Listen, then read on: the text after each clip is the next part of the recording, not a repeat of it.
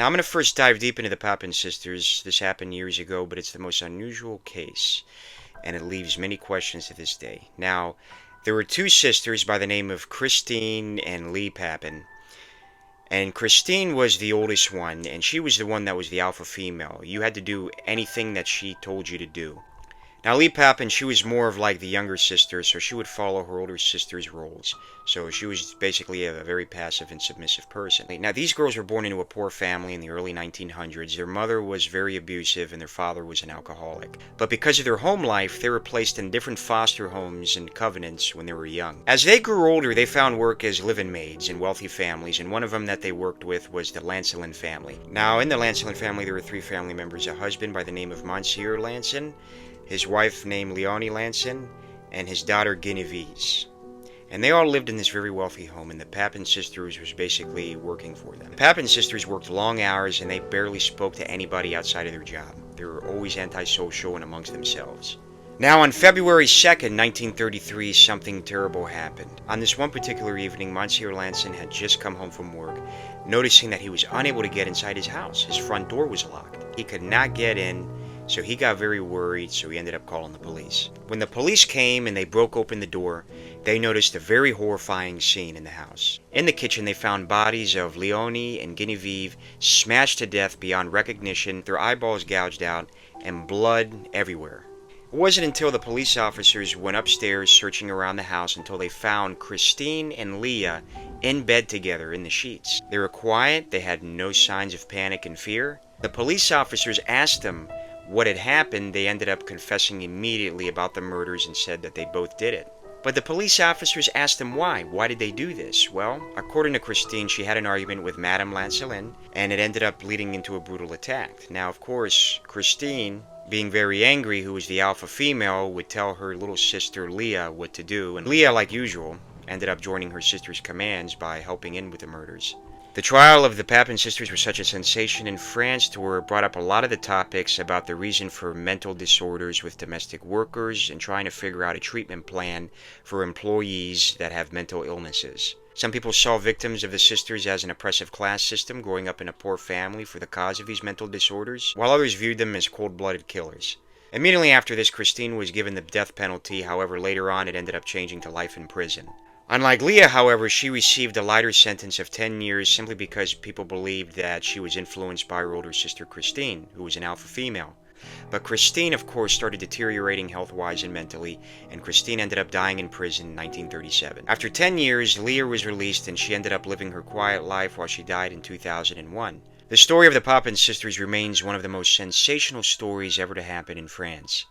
It inspired many books, plays, and films. As you all are gaining insight for this story, I want you all to see which story is the most weirdest. This story or the story that I'm about to talk to you about, which is about Gary Heidnik.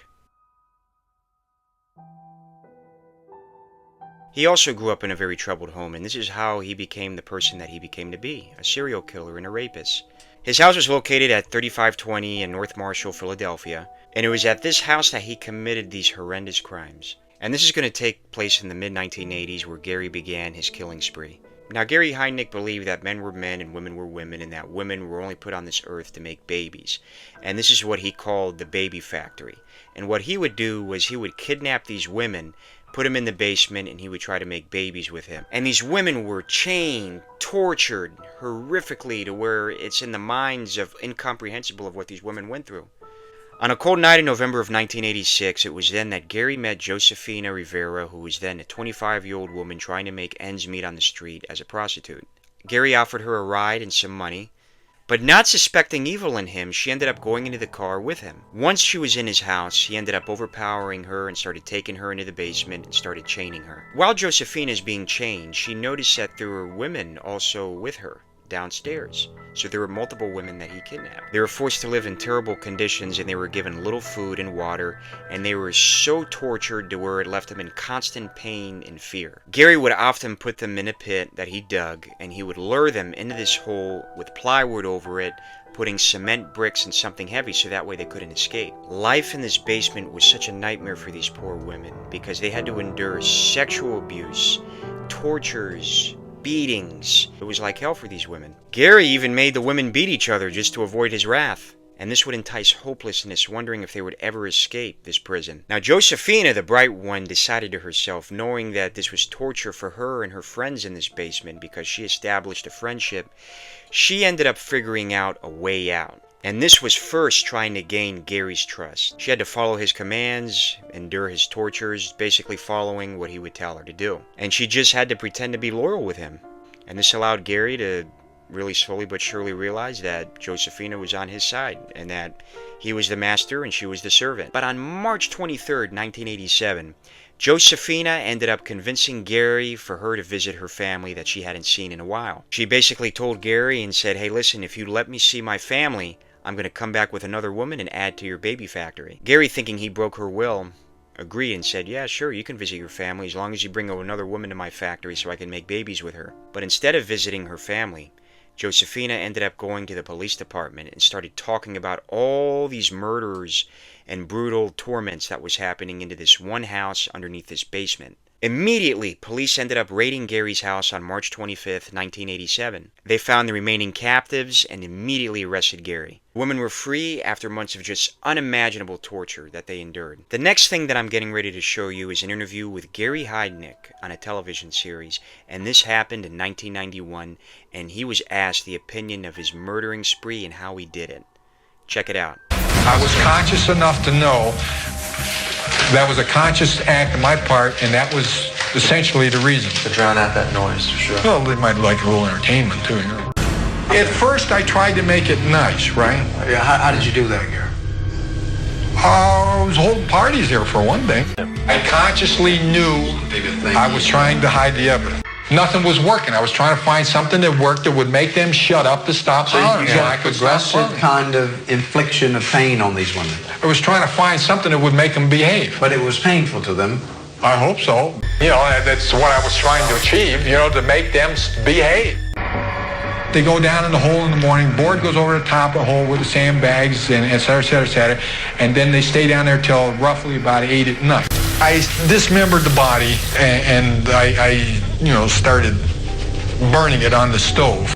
If I was a torturer, why would I have waited so long to start a torture? The torture and the pains didn't start until really after January 29th. I'm sitting there, you know, trying to figure out what the hell to do, you know? What the to do, you know? I started chopping up the body. Now I want you all to look at this man's face. If rigor mortis was a living thing, it would look like this man. Because as you look at this picture, you can obviously see, and I'm literally imagining it, because I've seen the picture and read the case many times, the evil in his eyes, the coldness, just everything on his face is just expressionless. In conclusion, Gary's trial was a shocking affair. The details of his crime just ended up shocking everybody in the city and of course the United States. He was found guilty of murdering, rape, and many charges penned against him. Josephine and other survivors ended up testifying against him, enduring and reliving the tragedy that they endured during those years and months. And Gary Heidnik was eventually sentenced to death on July 6, 1999 through lethal injection. The story of Gary Heidnik remains one of the most horrific cases in Philadelphia's history, and Josephina is remembered for her bravery and ending his reign of terror of killing spree and torment with his victims. So she gets all the credit, because if it wasn't for her, this man would probably still be alive, murdering many other women today. But another story gives you chills, and this perhaps could have been the woman that Gary Heidnik married, because it's not only men that commit these murders, it's women as well. Here's the story.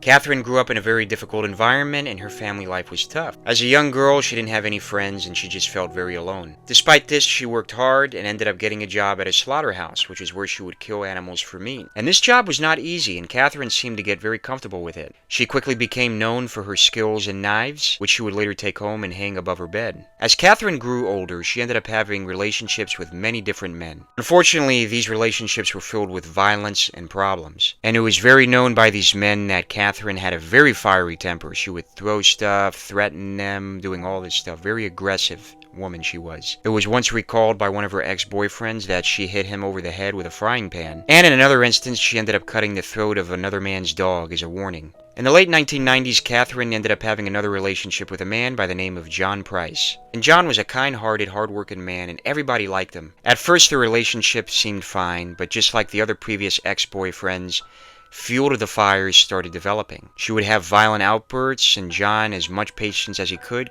was just getting irritated and could not take it anymore. On February 29th, 2000, after a big argument, Catherine ended up grabbing a knife and started stabbing John. Now, it wasn't the killing that made Catherine gruesome, it was what she did after killing her beloved boyfriend. She skinned his body and cooked parts of him, planning to serve the meal to John's own children. Police arrived at the scene. They ended up finding a horrific sight that shocked everybody. Catherine Knight was arrested and taken into court. During her trial, the jury and police officers and psychiatrists could see that she was dangerous. So in November of 2001, Catherine was sentenced to life in prison without the possibility of parole.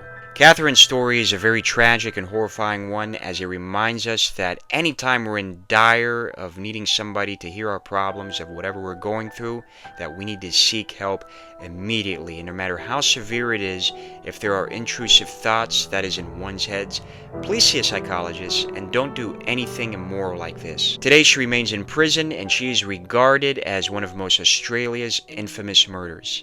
And that just about wraps it up, everybody. Before I leave, though, I want to introduce you to a very special friend of mine. I've known this man since I was about 6 years old. He's an old neighbor of mine, and he's going to be joining with us on some episodes from here on out.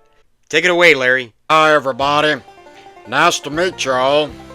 My name is Larry. Want y'all to look in my eye real quick, just in case y'all start asking me questions. How did this one eye right here get cross-eyed? Well, happened was I was looking at a golf tournament I was playing with some friends the other day. Apparently one of the balls hit my eye. So ever since then my one eye's been cockeyed. Just want to tell you that I've known David since he was a youngin'. Want to tell you a little bit about myself. I'm from Kentucky. I was born in a trailer. My mama called me Larry the Hairy because I was one hairy mother. I mean, look at this damn beard. Took me 1 year to grow the. Anyhow, I've always been into ghosts and chupacabras ever since I was a youngin'. When David told me about his podcast, I was getting ready to slap him upside the head, and now I'm enjoying this. As I got my stud light. Damn, that's good. I usually like to drink it on a daily basis. How about about 6 packs a day that I drink. Helps me with this one eye, helps me see better because I see double. They call me Conan Bubba. I'm also a construction worker. Been doing it for about 30 years. Not gonna tell you where I work because y'all are gonna try to find me and steal my 6-pack of Stud Light. So yeah, nice to meet y'all. And we'll chat later. You're a piece of work, dude. Piece of what? Boy, you better shut the. So I end on a final note. Which murdering case did you find the most scary? Write it in the comments section. And I want to tell you, please subscribe to this channel as this channel continues to grow and get more advanced. And hopefully you all have a very great day. Bye-bye. Shut the hell up, boy. My Stud Light. That's good.